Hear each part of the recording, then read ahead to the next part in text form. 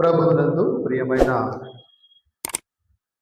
రక్షణ టెంపుల్ సంఘస్థులందరికీ మరి నా హృదయపూర్వకమైన వందనాలు. దేవునికి స్తోత్రములు. హల్లెలూయా, హల్లెలూయా. చాలా జాగ్రత్తగా మరి వాక్యం వైపు శ్రద్ధ నిలిపి ఆసక్తితో కాకుండా శ్రద్ధగా దేవుని మాటలను ఆలకించాలని మనవి చేస్తా ఉన్నాను. చక్కని వర్తమానము. ఈ వర్తమానములో ఆ హేతువు చేత మీ మట్టుకు మీరు పూర్ణ జాగ్రత్త గలవారై, ఒకటి మీ విశ్వాసమునందు సద్గుణమునందు జ్ఞానమునందు ఆశ నిగ్రహమునందు సహనమునందు భక్తియందు సహోదర ప్రేమయందు దయను అమార్చుకొనుడి. చూడండి, ఇక్కడ మనం చూసినట్లయితే ఇది ఫలభరితమైనటువంటి ఆత్మీయ జీవితములో విశ్వాసులు కలిగి ఉండవలసినటువంటి గుణ లక్షణాలు. అంటే ఫలభరితమైన అంటే విశ్వాసములో నిలిచి ఉన్నటువంటి విశ్వాసుడు, దేవుని భక్తిలో విశ్వాసములో నిలిచినటువంటి విశ్వాసి, ఆ విశ్వాసి కలిగి ఉండవలసినటువంటి గుణ లక్షణాలు. ఈ గుణ లక్షణాలు కలిగి ఉన్నవారు ఫలిస్తారు బహుగా. వీటన్నిటినీ కూడా అనుసరించినటువంటి వారు ఎన్నటికీ పడిపోరు. మీకందరికీ సులభముగా అర్థమయ్యేటటువంటి విధముగా మీరు చూస్తున్నటువంటి మీ మెడలో ఉన్నటువంటి గొలుసును చూస్తాం.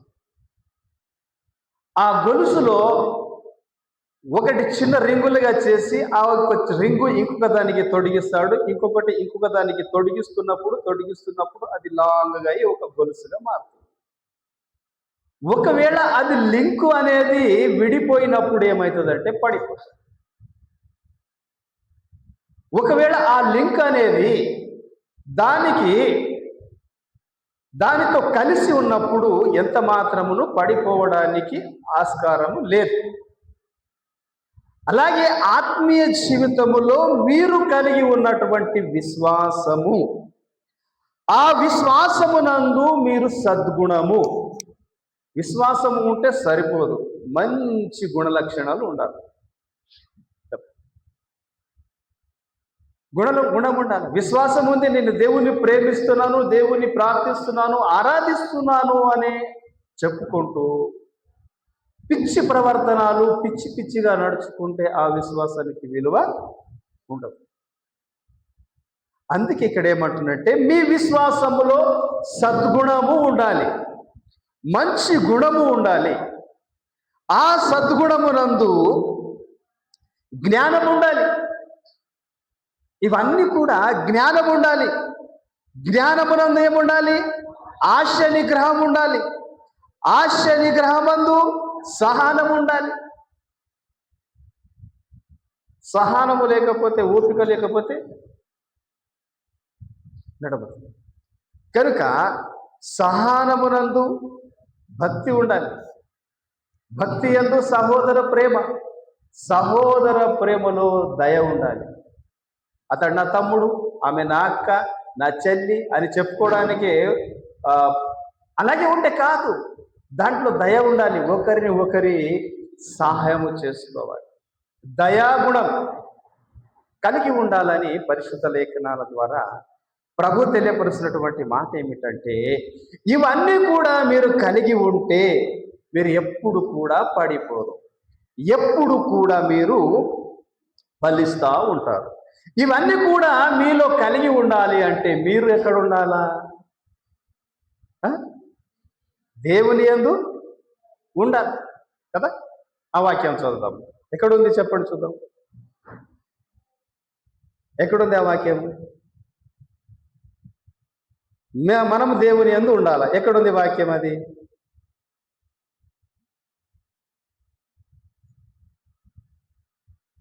ఎవరి సువార్త 15వ అధ్యాయం చదవండి చూద్దాం. వచనం మనం గుర్తుపట్టండి.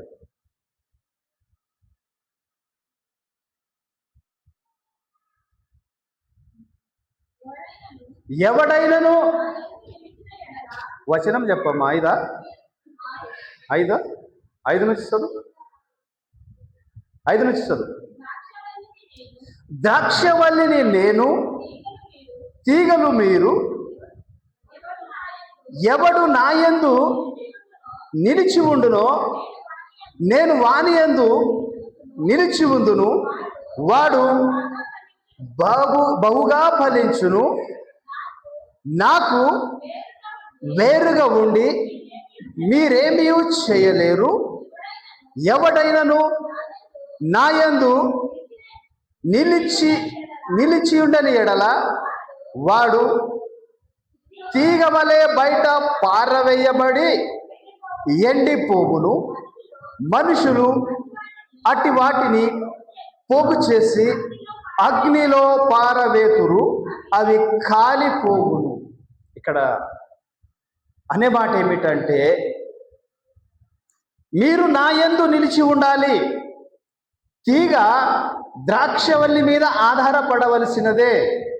ఒకవేళ ఆ యొక్క ద్రాక్షవల్లి మీద తీగలు దాని మీద పారకపోతే అవి పైకి ఎదగలేవు. అలాగే నీ యొక్క ఆత్మీయ జీవితములో, నీ యొక్క ఫలభరితమైనటువంటి ఆత్మీయ జీవితములో అట్టి గుణలక్షణాలు కలిగి ఉంటే నీవు దేవుని హత్తుకొని ఉన్నట్టు. ఒకవేళ అవి నీలో లేకపోతే ఏమంటున్నాడు అక్కడ అంటే, నీవు లేకపోతే నిలిచి ఉండునో నేను వాని యందు నిలిచి ఉంటా. మనం ఎవరి యందు నిలిచి ఉన్నాము? నిలిచున్నామా? పక్క నిలిచి ఉన్నప్పుడు ఆ గుణలక్షణాలు నీలో కనిపించాలి. అర్థమవుతుంది అన్నమాట. అర్థమైతే హల్లెలూయా చెప్పండి ఒకసారి. కొంతమందికి రావట్లేదు సౌండ్. హల్లెలూయా, హల్లెలూయా. ఏం చేయాలి? మనము నిలిచి ఉండాలి. నిలిచి ఉంటే ఫలిస్తాం. ఒకవేళ నిలిచి లేవనుకో, ఎక్కడ పారివేయబడతావు? బయట పారివేయబడతావు. బయట పారివేయబడిన తర్వాత ఏమవుతుంది అమ్మా? ఫలించకుండా ఎండిపోతుంది. అది ఎండిపోతుందా? ఎప్పుడైతే మనము దేవునికి దూరముగా ఉంటామో, ఎప్పుడైతే ఆత్మీయ జీవితం విడిచిపెట్టి లోక సంబంధమైనటువంటి జీవితంలో మనము జీవించడానికి అలవాటు పడతామో దేవునికి దూరం అవుతాం. తద్వారా దూరమైనటువంటి క్షణము నుంచి మనకు నష్టము, అనారోగ్యము, ఇవన్నీ కూడా వాటిల్ని క్రమక్రమముగా ఆత్మీయ జీవితం అనేది ఎండిపోతుంది. ఎండిపోయినప్పుడు ఏమైపోతావు? నువ్వు నాశనం అయిపోతావు. పరిశుద్ధ లేఖనాలలో చూస్తున్నట్లయితే, పరిశుద్ధ గ్రంథములో కయేను, హేబేలు ఇద్దరు అన్నదమ్ములు ఉన్నప్పుడు ఎవరు తప్పిపోయారు? దేవుని సన్నిధిలో నుండి ఎవరు దూరం అయిపోయారు?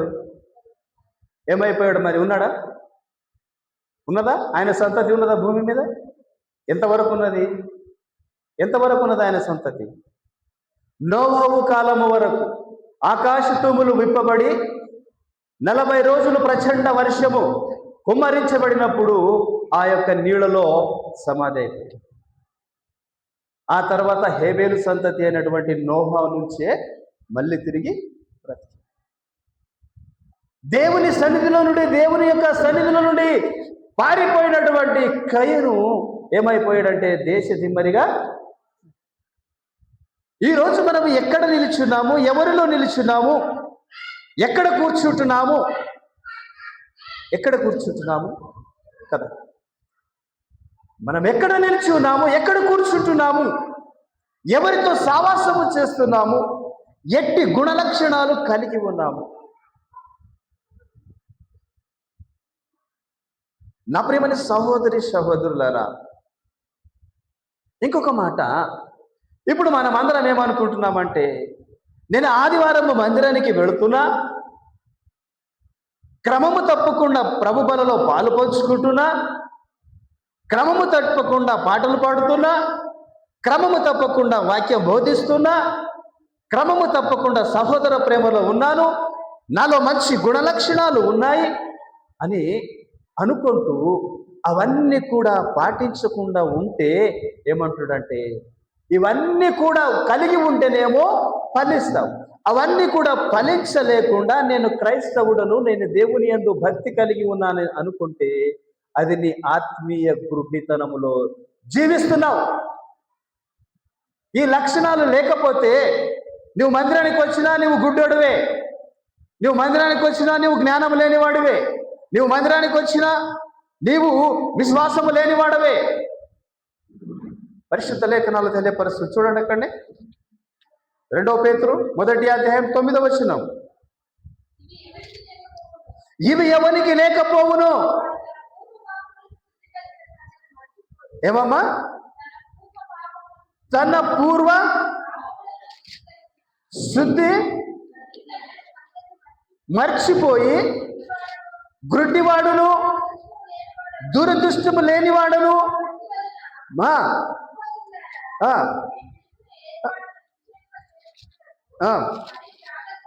జాగ్రత్త పడుడి. చూడు ఎంత మంచి మాట తెలియపరుస్తున్నారు.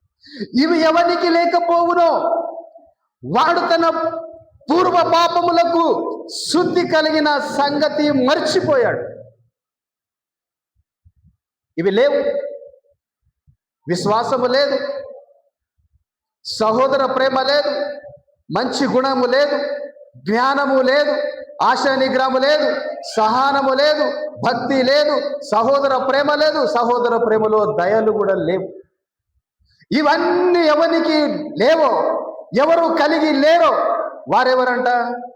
తమ పూర్వ పాపములకు శుద్ధి కలిగిన సంగతి మర్చిపోయి. అంటే దీని అర్థం ఏమిటి? నీ పాపములకు శుద్ధి కలిగింది ఎక్కడ?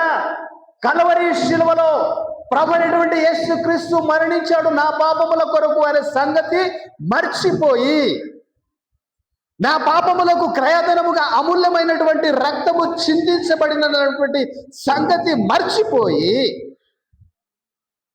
ఏం చేస్తున్నారు? మర్చిపోయి గ్రుడ్డివాడును, దురదృష్టి లేనివాడగును. ఎంత దురదృష్టం! ఈరోజు చెప్పగలుగుతామా? నా పాపముల కొరకు కల్వరి శిలువలో ప్రభువు మరణించలేదు అనేటటువంటి వ్యక్తి ఎవరైనా ఉన్నారా? మరి ఎందుకు మర్చిపోయి లోక సంబంధమైనటువంటి భ్రష్టత్వంలో, పాపపు ముసుగులో, లోకముతో స్నేహము చేసి తాగుడుకు అలవాటు పడి, తుచ్చమైనటువంటి నీచమైనటువంటి అలవాటు బానిసలై ప్రభువు చేసినటువంటి త్యాగాన్ని మర్చిపోయి ఇంకా ఎన్నాళ్ళు గ్రుడ్డి వారిలా బ్రతుకుతారు? ఇది సరైనటువంటి సమయం, ఇది రక్షణ దినం. గ్రహింపగలిగి ప్రభు తట్టు తిరిగితే ఎంత మేలు. ప్రభువుకు దూరముగా ఉండి నేనేమి చేయలేను, ప్రభువుకు దూరంగా ఉండి నేను ఫలించలేను, ప్రభువుకు దూరంగా ఉంటే నేను ఎదగలేను. ప్రతి విషయంలో, వ్యాపార విషయంలో కావచ్చు, ఆరోగ్య విషయంలో కావచ్చు, విద్యా విషయంలో, ఉద్యోగ విషయంలో, ఏ విషయంలోనూ కూడా ప్రభువుకు వేరుగా ఉండి మనమేమీ చేయలేమన్నటువంటి సంగతి మర్చిపోయి గ్రుడ్డివారిగా, గ్రుడ్డితనముతో బ్రతుకుతున్నాం. సామాన్యంగా మనం ఏం చేస్తాము? కళ్ళు ఉంటాయి, పెద్ద పెద్ద కళ్ళు, నేరేడు పళ్ళు లాంటి కళ్ళు ఉంటాయి, కానీ పోతే ఎక్కడ కాలు కలిగిందంటే, ఏరా కళ్ళు కనిపిస్తలేవా? మరి ఇవన్నీ తెలిసి కూడా ఆత్మీయ గుడ్డితనములో బ్రతుకుతలేరా, జీవిస్తలేరా? మీరు ఎలా జీవిస్తే, ఇవన్నీ లేకపోతే గుడ్డివాడువే. వాక్యం సెలవిస్తుంది, ఇంకా ఎన్నాళ్ళు ఆ భ్రష్టత్వంలో, ఆ దురదృష్టి కలిగి ఇంకా ఎన్నాళ్ళు బ్రతుకుతావు అని తెలియపరుస్తావు. నా ప్రియమైన సహోదరి సహోదరుడా, విశ్వాసములో ఉండాలి. కనుక నీవు దేవుని యందు నిలిచి ఉంటేనే ఫలిస్తావు, లేకపోతే బయట పారవేయబడతావు, ఎండిపోతావు, ఫలించలేవు, ఎదగలేవు. దేవునికి వేరుగా ఉండి నీవేమీ చేయాలి. నా ప్రియమైన సహోదరి సహోదరులారా, మీరు ఆయన యందు నిలిచి ఉంటే ఆయన ఊరుకుంటాడా? ఆయన ఏం చేస్తాడంట? ఆయన నీలో నిలిచుంటాడు. హల్లెలూయా! నీలో నిలిచుంటాడు ఆయన. ఎప్పుడు నా యందు నిలిచి ఉంటున్న వాని యందు నేను నిలిచి, వాని యందు నా మాటలు కూడా నిలిచి ఉంటాయని తెలియపరుస్తాడు. మరి ఆయన మాటలు ఎవరి దగ్గర ఉంది? వాక్యం ఎవరి దగ్గర నిలిచి ఉంటుంది? చెప్పండి చూద్దాం. వాక్యం ఎవరి దగ్గర నిలిచి ఉంటుంది? నిలిచి ఉందా? మనం విశ్వాసంలో ఆయన వాక్యము మాలో నిలవాలి అంటే ఆయన మనలో ఉంటేనే ఆయన వాక్యం మనలో నిలిచి. కనుక నా ప్రియమైన సహోదరి సహోదరులారా, ఆత్మీయ గుడ్డితనములో జీవించకుండా ఇట్టి గుణ లక్షణాలు కలిగి ఉండాలి. ప్రేమ అనేది మనకి ఎక్కడ దారి తీపిస్తుంది, నడిపిస్తుంది. ప్రేమ అంటే నమ్మకం కదా, విశ్వాసం. ఈ విశ్వాస విషయంలో చూసినట్లయితే ఆ విశ్వాసం మనకు ఎలా అనుగ్రహించబడింది, నీ విశ్వాసానికి తగిన ప్రతిఫలము ఏమిటి అన్న విషయంలో చూసినట్లయితే ఎఫెసీయులకు రాసిన పత్రిక 2వ అధ్యాయము 8వ వాక్యం. ఎఫెసీయులకు రాసిన పత్రిక 2వ అధ్యాయము 8వ వాక్యం. మీరు మీ విశ్వాసము ద్వారా కృపచేతనే రక్షించబడి ఉన్నారు. ఇది మీ వలన కలిగినది కాదు, దేవుని యొక్క వరమే. చూడండి, ఇక్కడ ఈ పరిశుద్ధ లేఖనాల ద్వారా చూపిస్తే, నువ్వు విశ్వాసము కలిగి ఉన్నావా? నువ్వు పూర్ణ జాగ్రత్త కలిగి విశ్వాసములో ఉన్నావా? విశ్వాసములో ఉన్నటువంటి నీవు, ఆ విశ్వాసము నీకు ఏమనుగ్రహించింది? మొదట కృప. మీ విశ్వాసము ద్వారా కృప చేత మీకు రక్షణ. ఒకటి కొంటే ఒకటి ఫ్రీ అంటే ఉన్న మంది అంతా ఎగబడతారు కదా. ఒక శారీ కొంటే ఇంకొక శారీ ఫ్రీ అన్నారు అనుకోండి, ఇక్కడ ఉన్నటువంటి ఏరియాలో ఉన్న వాళ్ళందరూ అక్కడనే పరిగెత్తారు. కానీ ఇక్కడ ప్రభు నీ విశ్వాసమును బట్టి మీరు మీ విశ్వాసము ద్వారా కృపచేతనే మీరు రక్షించబడి ఉన్నారు. రక్షించబడినటువంటిది మీరు, ఇది మీ వలన కలిగినది కాదు, కానీ ఇది దేవుని యొక్క వరము పొందుకుంటావు నీ విశ్వాసమును బట్టి. నీ విశ్వాసమును బట్టి ఏమో అనుగ్రహించబడింది? కృప అనుగ్రహించబడింది, రక్షణ అనుగ్రహించబడింది. ఒకవేళ నీలో విశ్వాసము లేకపోతే కృపకు దూరం అయిపోతావు, రక్షణకు దూరం అయిపోతావు కదా. మొట్టమొదటిగా నీకు పునాది విశ్వాసం. ఈ విశ్వాసము ద్వారా నీకు 3 అనుగ్రహించబడ్డాయి. నీ విశ్వాసమును బట్టి నీకేమో అనుగ్రహించబడ్డాయి? ఒకటి కృప, రెండోది రక్షణ. విశ్వాసమును బట్టి కృప, రక్షణ 2 అనుగ్రహించబడ్డాయి. దేవునికి మహిమ కలుగును గాక. మళ్ళీ 2వ భాగం చూద్దాం. మొదటి పేతురు 7-8 మాటలు ఉంటాయి సామాన్యంగా. ఈ 8 మాటలకు దాన్ని బట్టి సమయానుసారంగా ముందుకు నడుచుకుంటాం.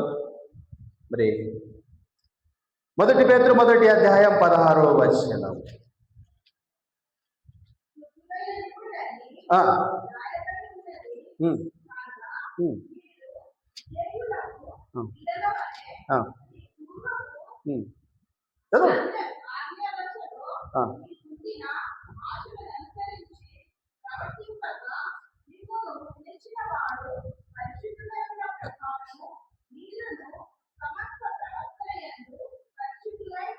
చాలు. ఇక్కడ చూసినట్లయితే, ఇక్కడ పరిశుద్ధ లేఖనాల్లో చూసినట్లయితే 16వ వచనం నుంచి 14-16 కలిసి ఉంటాయి.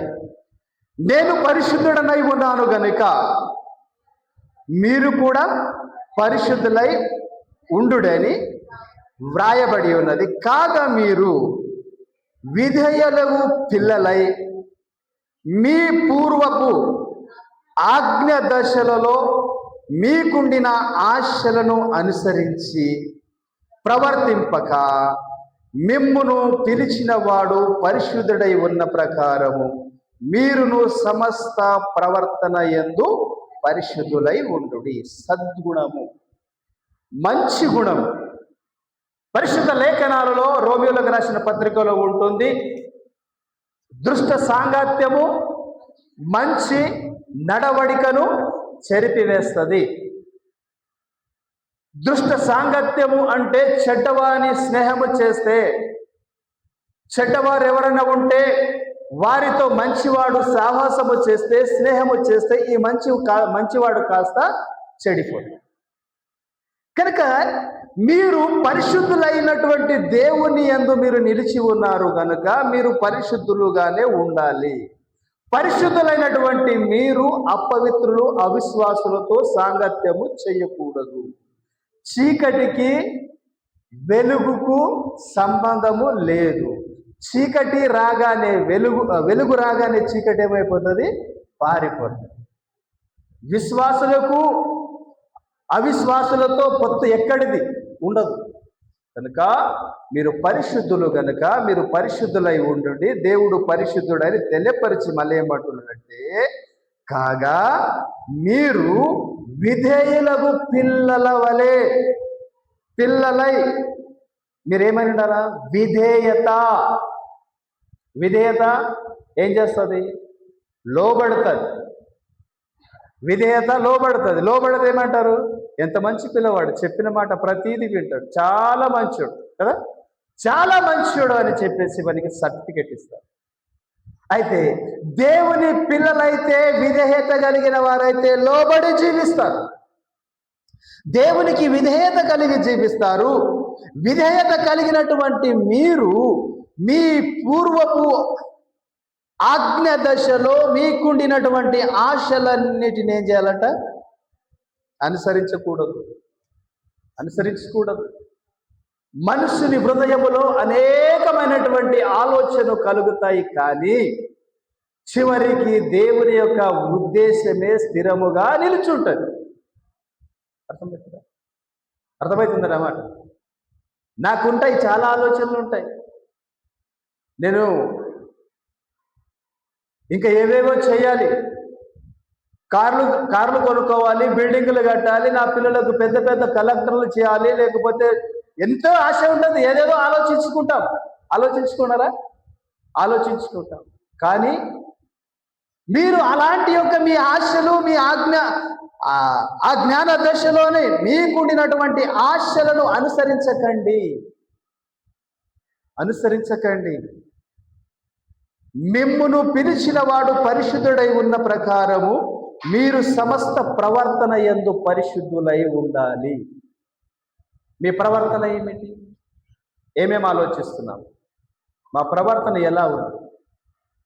అర్థమవుతుందా?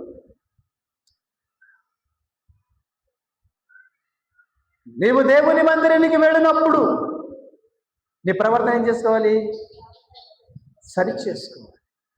మరి దేవుని ఎదుట నిలబడుతున్నప్పుడు, దేవుని ఎదుట ఆయన మిమ్మల్ని పిలిచాడు కనుక ఆయన పరిశుద్ధుడై ఉన్న ప్రకారము మీరు సమస్త ప్రవర్తన యందు కూర్చుండుటలో, లేచుండుటలో, మాట్లాడుటలో, ప్రవర్తించుటలలో, ప్రేమ చూపుటలలో, సహోదర ప్రేమలలో, జ్ఞానములో, వివేకములో, అన్ని విషయములో నీ శరీరమును ఏం చేయాలి? పరిశుద్ధపరచుకొని దేవునికి సమర్పించుకోవాలి. ఇది కదా ప్రభు ఆశించినది. కానీ కేవలం నేను విశ్వాసముతో ఉంటున్నాను, మందిరానికి వెళుతున్నా, ప్రార్థన చేస్తున్నా, సంఘములో ఉన్నా, కానీ నా ప్రవర్తన మంచిది లేదు, గుణము మంచి లేదు, ఆలోచనలు మంచివి కావు, ఇవన్నీ కూడా ఏవి కూడా మంచిగా లేనప్పుడు నువ్వు కేవలము నీ భ్రమలోనే బ్రతుకుతున్నావు, నీ భ్రమలోనే జీవిస్తున్నావు. నేను దేవుని బిడ్డనని అనుకుంటున్నావు, కానీ నీవు మీలో ఉన్నటువంటి గుణ లక్షణాలన్నీ కూడా లోక సంబంధమైనవి, అపవాది లక్షణాలు, సాతాను లక్షణాలు. నీ ప్రవర్తన మారదు, నీ బుద్ధి మారదు, నీ తత్వము మారదు, నీ చూపు మారదు, నీ ఆలోచనలు మారవు. ఏది మారనప్పుడు సమస్త విషయములో నీవు ప్రవర్తన సరిది కానప్పుడు నీవు దేవుని దృష్టికి నువ్వు ఎలా మంచివాడిగా జీవిస్తావు? పరలోక రాజ్యములో నీ కొరకు స్థానం ఎట్లా ఉంటుంది? ప్రభువే తెలియపరుస్తారు, నేను పరిశుద్ధుడను గనుక, మిమ్మల్ని పిలిచిన వాడను నేను పరిశుద్ధుడను గనుక మీరు కూడా పరిశుద్ధులై ఉండాలి, సమస్త విషయంలో పరిశుద్ధులై ఉండాలని తెలియపరుస్తుంది వాక్యం. ఒక విషయంలో పరిశుద్ధ గ్రంథంలో ఇంకా విలేఖనాల్లో తెలియపరుస్తారు. ఆజ్ఞలన్నీ అనుసరించి కూడా ఒక్క ఆజ్ఞ తప్పిపోతే ధర్మశాస్త్రం అంతటిని తప్పిపోయిన వారు. ఇట్టి లేఖనాలలో మనకు బోధిస్తున్నప్పుడు మీరు ఎంత జాగ్రత్త కలిగి ఉండాలి, మీరు ఎంత జాగ్రత్త గలవారై ఉండాలి. ప్రభు లేఖనాలు బోధిస్తా ఉన్నారు. ప్రభు నా ప్రియమైన సహోదరి సహోదరులారా, ఈ వాక్యానికి విరోధం ఎప్పుడు కూడా జీవించడానికి ఆలోచన చేయండి.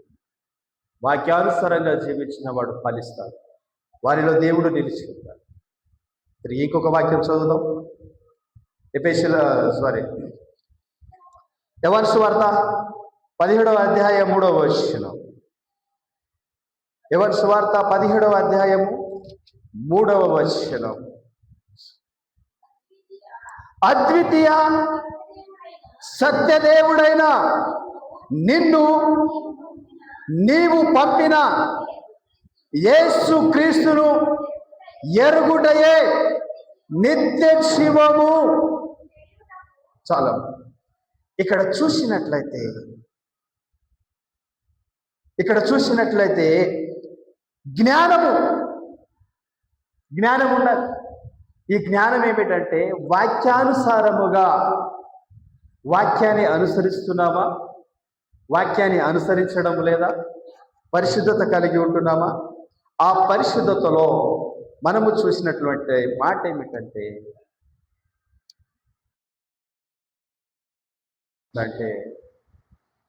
జ్ఞానము లేనివాడు ఎవడు చెప్పిన మాటలన్నీ, అందరూ చెప్పిన మాటలు కూడా నమ్ముతాడంట. జ్ఞానము లేనివాడు. జ్ఞానము గలవాడైతే వాటిని ఆలోచించి, ఇంతవరకు అయ్యగారు చెప్పారు కదా, ఏమన్నారు? అన్ని పరిశోధించి మేలైన దానిని ఏం చేయాలంటే గట్టిగా పట్టుకోవాలి, చెడు దానిని విడిచిపెట్టాలి. జ్ఞానము కలిగిన వాడు ఇట్టి మాటలు గ్రహిస్తాడు. కొందరేమంటారంటే వాళ్ళ బుద్ధి కొరకు వారు మేలు కోరి గద్దించి తిట్టి ఏదైనా బుద్ధి మాట చెప్తే వారు ఏమంటారంటే అది మేలు కొరకే చెప్తారు. కానీ వారికి ఏమవుతుందంటే మీరు నా విషయంలో ఎప్పుడు కూడా మేలు కోరాలంట. నన్ను ఎప్పుడు చూసినా తిడతారు అంటారు. కానీ కోపముతో చెప్పిన వాడు మేలు కొరకు చెప్తాడు. నవ్వుతూ ఇకిలిస్తూ, అంటే నవ్వుతూ మాట్లాడి వారికి బుద్ధి చెప్పేవారు ఏంటంటే వారి నాశనము కోరినవారు. కనుక జ్ఞానం ఏమిటి అంటే నువ్వు గ్రహించాలి. ఏమని గ్రహించాలి? కొందరు ఉన్నారు ఈ లోకంలో ఇప్పుడు, యేసుక్రీస్తు ఇంకా రాలేదు, రాబోతున్నాడు, ఆయన దైవము కాదు అనేటటువంటి వాదాంతాలు నడుస్తూ ఉన్నాయి. అయినా ఇక్కడ ఏమంటున్నాడంటే అద్వితీయ సత్యదేవుడైన నిన్నును నీవు పంపిన క్రీస్తును ఎరుగుటయే నిత్య జీవము. ఎవరిని కలిగి ఉన్నాము? ఎవరిని ఎరిగి ఉంటాము? ఎవరిని కలిగి ఉన్నాము?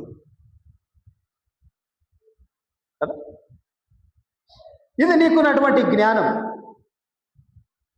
వాక్యమే దేవుడు, దేవుడే వాక్యం. ఆది యందు ఆ వాక్యమే దేవుడు. మరి వాక్యాన్ని వినాలి, ఆ వాక్యము నీలో ఉండాలి. ఆ వాక్యము నీలో ఉంటే దేవుడు నీలో ఉన్నట్టే. హల్లెలూయా. కనుక నా ప్రియమైన సహోదరులారా, మనము దేవుని కలిగి ఉండాలి. మొట్టమొదటిగా విశ్వాసమునందు సద్గుణమందు ఆశ నిగ్రహం, ఇవన్నీ కూడా కలిగి జీవించాలని తెలియపరుస్తున్నాను. ఇంకో మాట ముందుకు వెళదాం త్వరగా. సమయము అనుసారంగానే ముందుకు వెళదాం. మొదటి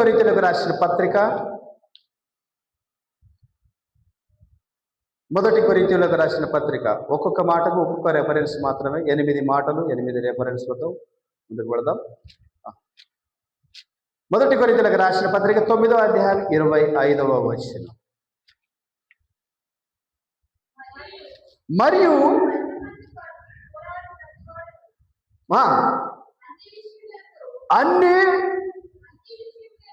అన్ని విషయముల యందు మితముగా ఉండును, వారు క్షయమగు కిరీటమును పొందుటకు, మనమైతే అక్షయమగు కిరీటము.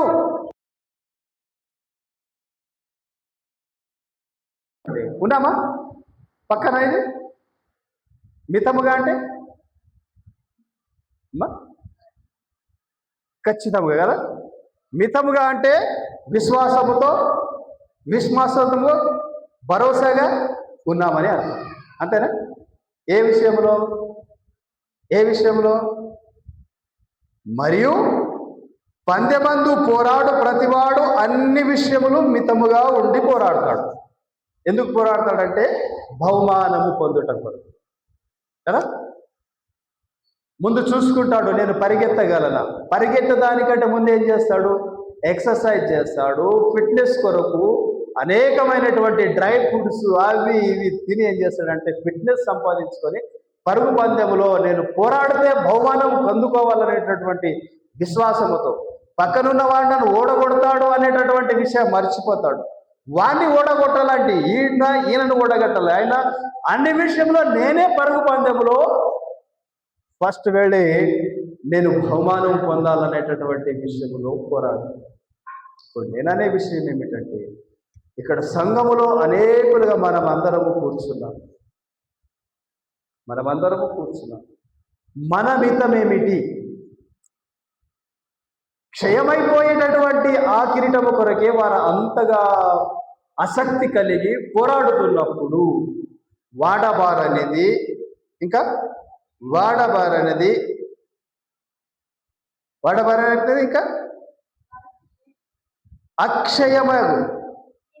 అక్షయమగు అంటే ఎప్పటికీ క్షయము కానిది. అక్షయమైనది నిరంతరము నిలిచేటటువంటి జీవ కిరీటము కొరకు మనమెంత మితముగా ఉండాలి. నా ప్రియమైన సహోదరి సహోదరులారా, ఉద్యోగాలు ఎంతమంది అయినా చేస్తారు, అందరూ చేస్తారు, జీతం అందరికీ వస్తుంది కదా. మిలిటరీలో పోరాడుతున్నటువంటి పోరాటములు పోరాడుతారు అందరు, కానీ పోరాడిన ప్రతివానికి, మిలిటరీలో ఉన్నటువంటి ప్రతివానికి జీతం వస్తుంది.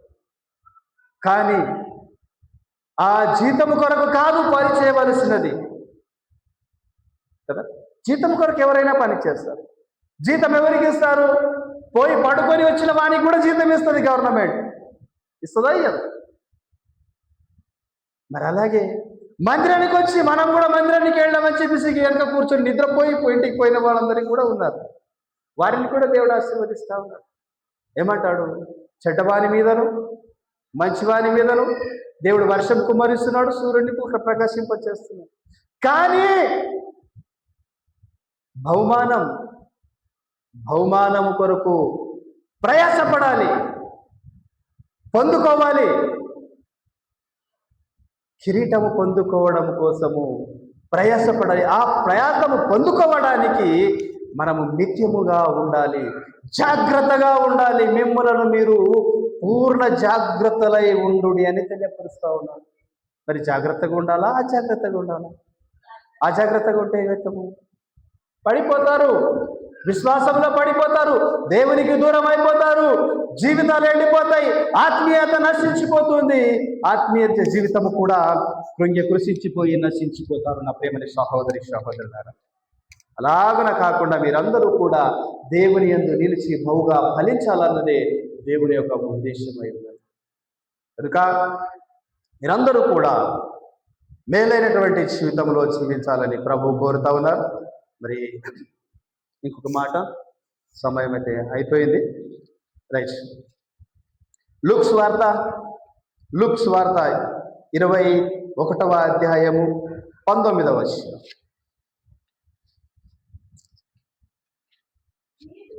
మీరు మీ ఓర్పు చేత మీ ప్రాణములను అర్పించుకొందురు. చదవమ్మా సార్. 21 నిమిషం. 21వ అధ్యాయం 19వ వచనం. కరెక్టే. మీరు మీ ఓర్పు చేత మీ ప్రాణములను దక్కించుకొందురు. పైన వాక్యం చదువు 17 నుంచి. నా నామము నిమిత్తము మీరు మనుషులందరి చేత ద్వేషించబడుదురు, కానీ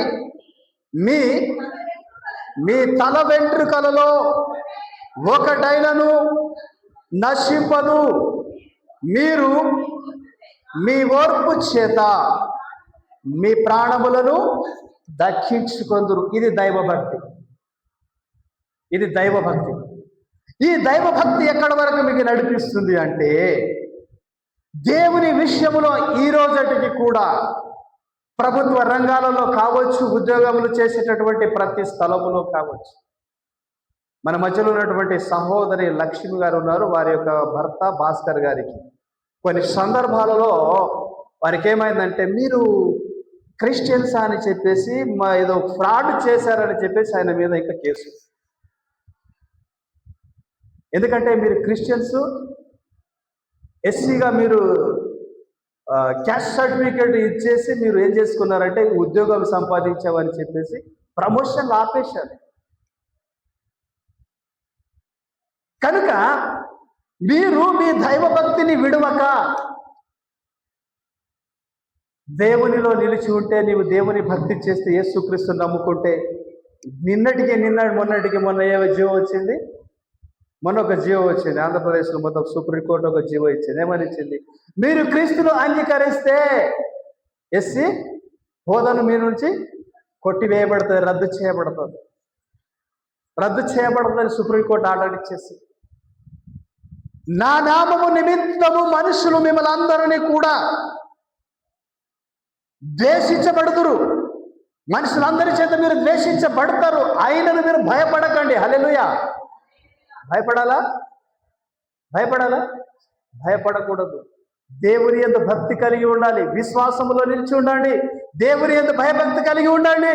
ఆయన మీలో నిలిచి ఉంటాడు, మీరు ఆయనలో నిలిచి ఉన్నట్లయితే బహుగా ఫలిస్తారు. ఇక్కడ ఏమంటున్నంటే, కానీ మీ తల వెంట్రుకలలో ఒక్క వెంట్రుక కూడా నైనను నశింపదు. హల్లెలూయా. వ్యాధి వచ్చిందా? బాధపడకు. అనారోగ్యముతో ఉన్నావా? బాధపడకు. ప్రమోషన్ రాలేదా? బాధపడకు. ఉద్యోగం రాలేదా? బాధపడకు. వ్యాపారంలో నష్టపోతున్నావా? బాధపడకు. నా విషయమై నీవు ఎన్ని హింసలు సహించినను నీవు అన్ని విషయంలో నీకు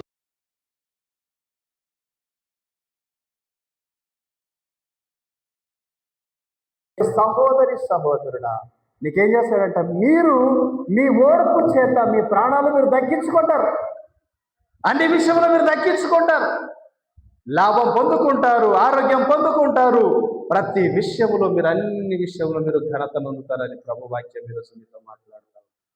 కనుక మనమందరము కూడా దేవుని యందు నిలిచిన వారమై ఆయన యందు భయభక్తి కలిగి జీవించాలని తెలియపరుస్తా ఉన్నారు. మరి చెప్పబడినటువంటి కొద్ది మాటలు దేవుని దీవించి ఆశీర్వదించి మీ ఆత్మీయహారం కొరకును దేవునికి మహిమకరంగా నుండి నడిపించబడుగాక. పరిశుద్ధాత్మ దేవుడు ప్రతి మాటలు మీ హృదయములో నీరు కట్టి ఫలింపచేయునుగాక. ఆమేన్.